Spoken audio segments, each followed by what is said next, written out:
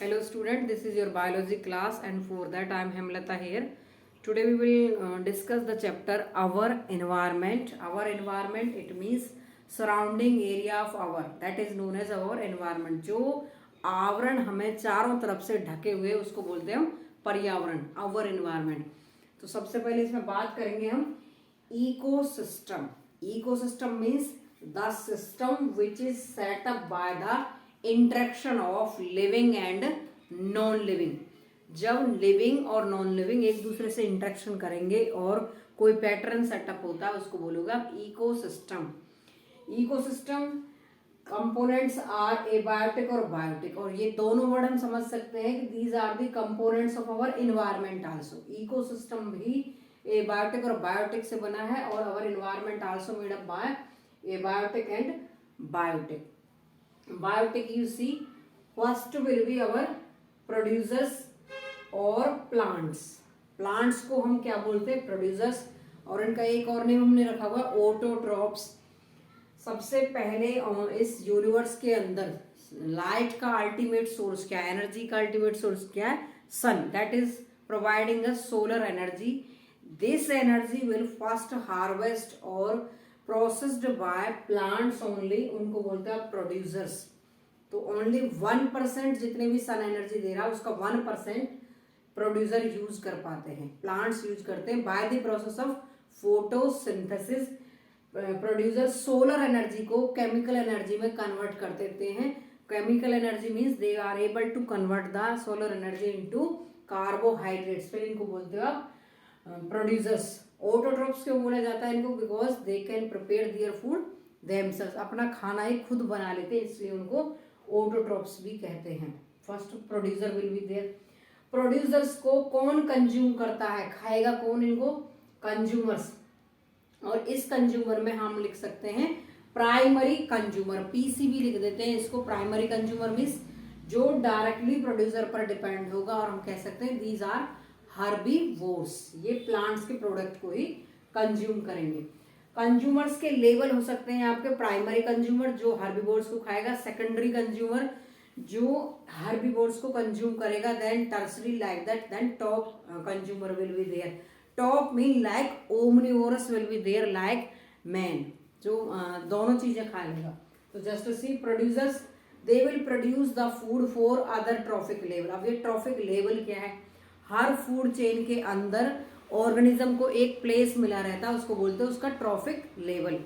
तो प्रोड्यूसर्स ने solar energy को केमिकल एनर्जी में कन्वर्ट किया, इनको हर्बीवोर्स ने खाया, इनको हमने नेम दे दिया कंज्यूमर, और हम कह सकते हैं प्राइमरी कंज्यूमर. जो अब इन एनिमल्स को खाएगा उसको बोलोगे अब सेकेंडरी कंज्यूमर. लास्ट में क्या चला जाएगा आपका? Top consumer. Then after everything, इधर एनिमल था, लॉयन था, वल्चर था, प्लांट्स था, सबको डेड होना है. And after their death they will be decompose by the organisms. These are known as decomposers, or in this category microorganism will be there, bacteria, fungi will be there.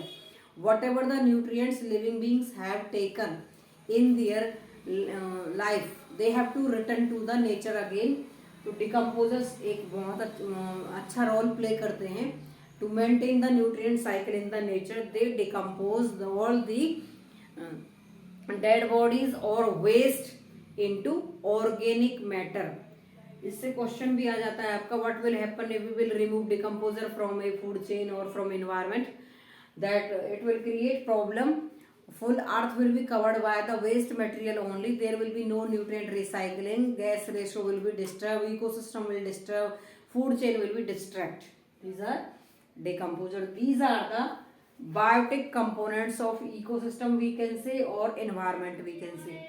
Then abiotic के अंदर करते हैं हम sunlight, water, temperature, humidity, rainfall. These will be abiotic. किसी भी ecosystem के अंदर, for example अगर हमने यहाँ soil लिख दिया या फिर हमने air या गैस लिखा, इनका जो रिसाइकलिंग होना है नेचर के अंदर बायोटिक की हेल्प से ही होता है. बायोटिक प्लांट्स हो गए तो वो कौन सी गैस लेते हैं? ऑक्सीजन रिलीज करेंगे नेचर के अंदर, and they will take what? Carbon dioxide gas for photosynthesis. तो वो कार्बन डाइऑक्साइड गैस को ले रहे हैं और रिटर्न कर रहे हैं ऑक्सीजन. और ऑक्सीजन को कौन यूज कर रहा है? एनिमल्स. रिटर्न क्या कर रहे हैं, कार्बन डाइऑक्साइड। तो इस तरीके से दोनों बैलेंस बनाते हैं। एबायोटिक बायोटिक के ऊपर डिपेंड करता है and biotic depend on abiotic. In this way they are making a food chain also. Food chain means जब कोई भी ट्रॉफिक ऑर्गेनिज्म एक दूसरे से कंज्यूम किया जाता है, but in A series way, in A sequence way, when one organism become food for other organism in a series way, that is known as food chain. Like plants will be consumed by our first consumer, maybe grasshopper or maybe frog, then maybe decomposer. I think you are able to see this become a food chain here. These are plants, they will harvest what, solar energy, they make food, carbohydrate बना देंगे, और इनको कौन खाएगा, आपका grasshopper अगर खा रहा है और ग्रासोपर को फ्रॉग खा रहा है, and this will be decomposed by the decomposer. ये सब क्या बन गया, food chain it become. And food chain one feature is that unidirectional flow of energy, ये रिटर्न नहीं लेगा, स्ट्रेट ही चलता रहेगा। Then second, it follow 10% law of energy, जो लिंडमैन ने दिया था आपका 1942 के अंदर। 10% लॉ ऑफ एनर्जी बोलते हैं कि अगर प्लांट्स को इतना एनर्जी अवेलेबल है तो नेक्स्ट को कितना होगा। इससे भी आपके 2 मार्क्स से क्वेश्चन आते हैं। You can easily solve this कि हर ट्रॉफिक लेवल पर केवल 10% एनर्जी ही नेक्स्ट को पास होती है, बाकी आपकी नेचर के अंदर चली जाती है। ये थर्मोडायनेमिक्स लॉ को भी फॉलो करता है, that energy can neither be created nor be destroyed, only it can transfer from one form to another. और 10% लॉ ऑफ एनर्जी भी बोलते हैं। Lindeman 1940 given this law. Unidirectional flow है एनर्जी का। फॉर एग्जांपल, अगर plants को आपका 10,000 joule energy available थी, तो ग्रासोपर को कितनी होगी, फ्रॉग को कितनी होगी, डिकम्पोजर को कितनी होगी। तो 10% लॉ लगाना है आपको। 10,000 then it become this 1,000 then 100 then 10.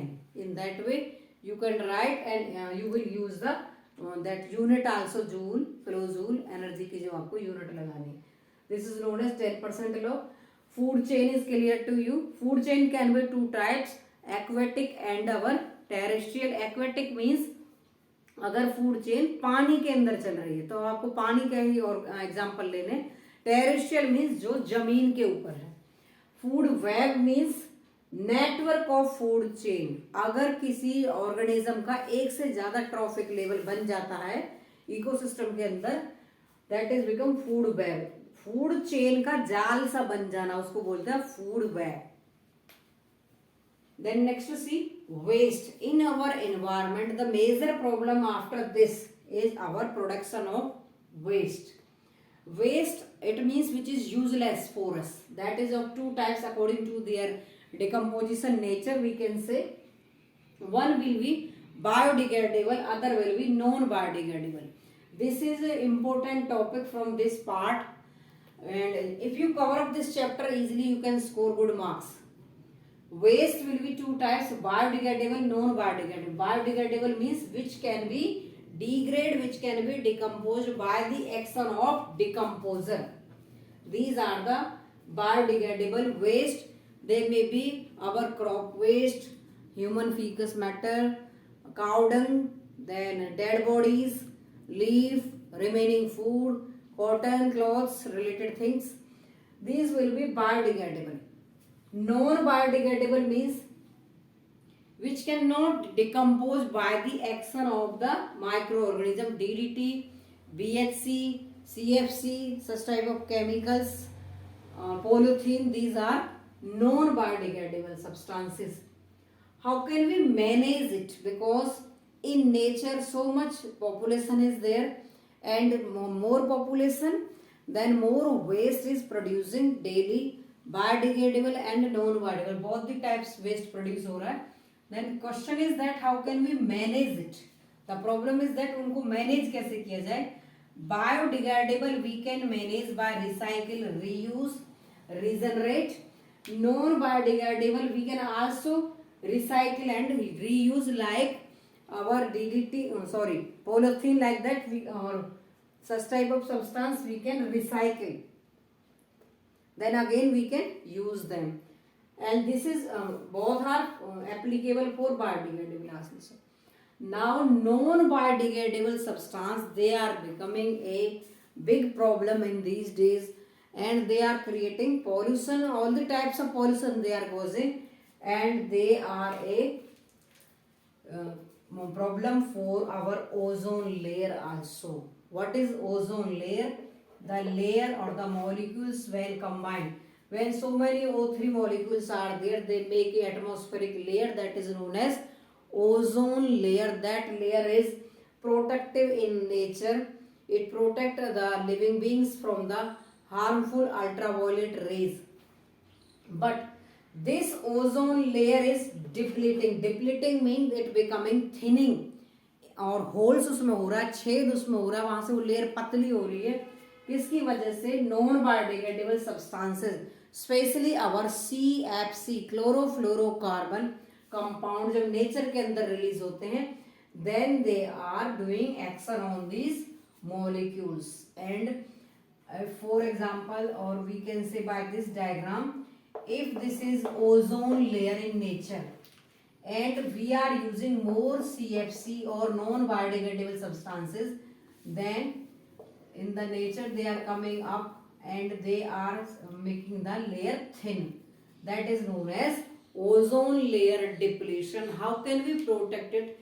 If we will remove, we will reduce the use of CFC or we reduce the use of non-biodegradable substances in the nature, then somehow we can control the ozone layer depletion. So this was the discussion in our environment. Easily you can solve any type of question. What will happen if decomposer will remove from the food chain? Sketch any terrestrial food chain. What is 10% law of energy? How the flow of energy takes place in food chain, that is unidirectional. Then what is food web? The network of food chain. Abiotic, how they depend on biotic, because their flow or their balance possible in nature with the help of biotic only. Then our waste producing biodegradable and non-biodegradable. Then one thing I just forgot to tell you, ecosystem types. Ecosystem types are two types, natural and artificial. For example, desert, ocean, sea, grassland. These are natural ecosystem. And aquarium, zoo, park, field crop अगर हम grow कर रहे हैं, they will be artificial ecosystem. Aquatic ecosystem means ocean, जो पानी से related है, ocean, river, lakes, pond, ये सब कैसा सिस्टम हो जाएगा? Aquatic ecosystem. एक्वा वाटर से रिलेटेड है. टेरिशियल मीन जैसे आपका डेजर्ट हो गया, रेगिस्तान है, अदरवाइज ग्रासलैंड है, फॉरेस्ट है जो जमीन पर होते हैं, that will be our terrestrial ecosystem. So this was our discussion today. Hope you understand. Thank you.